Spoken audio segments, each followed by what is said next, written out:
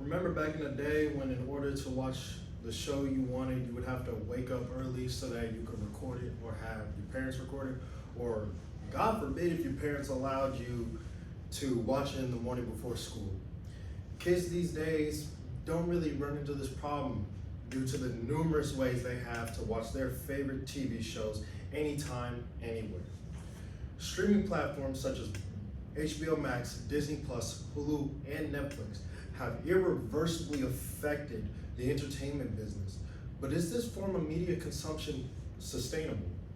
The rise of streaming platforms, the impact they've had on the movie and television industries, and an answer to why all these platforms seem to be operating in the negatives are all vital to answering this question.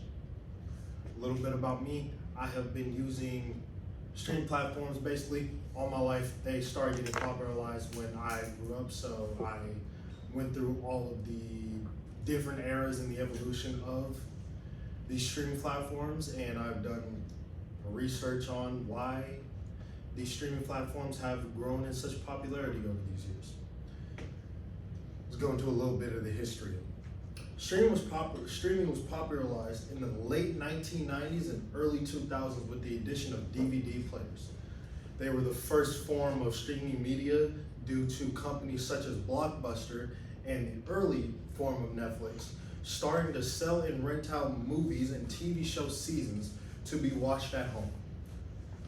But during the early 2000s, broadband internet also became extremely accessible to the everyday person, which allowed people to watch primarily their media through the internet. It just made life a whole lot easier. People could do work from home and watch anything they wanted at any time. Then, in 2005, YouTube burst onto the scene and allowed anyone to make mini movies and upload movies and content to this website for free and consume this media for free. Seeing this shift in the industry, Netflix decided that they were going to change the way they operate. They switched from a renting and buying service to a monthly subscription streaming service that allowed you to watch a multitude of different TV shows and movies, all for the monthly cost of maybe $5 to $10.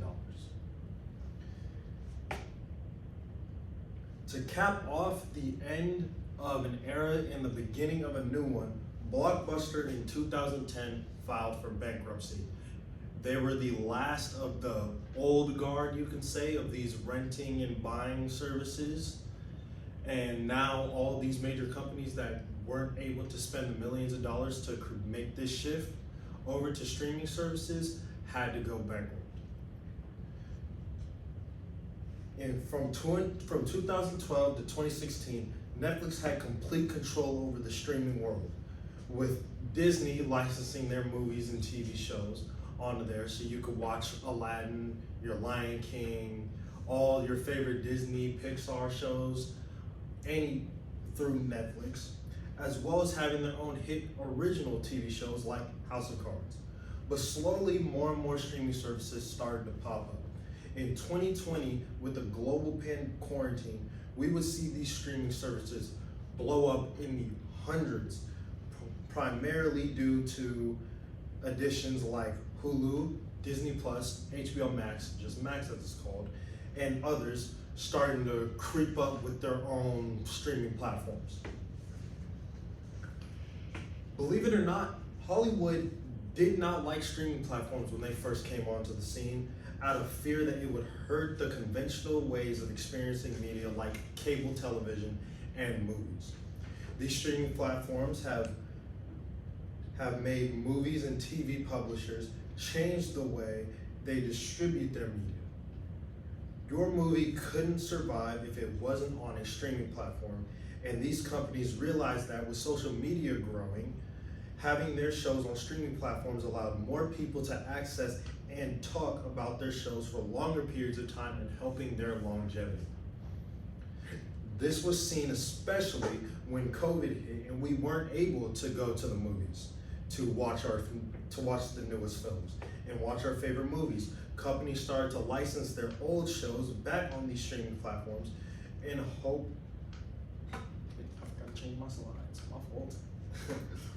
In hopes to keep their revenue stream coming, while production of newer movies were halted.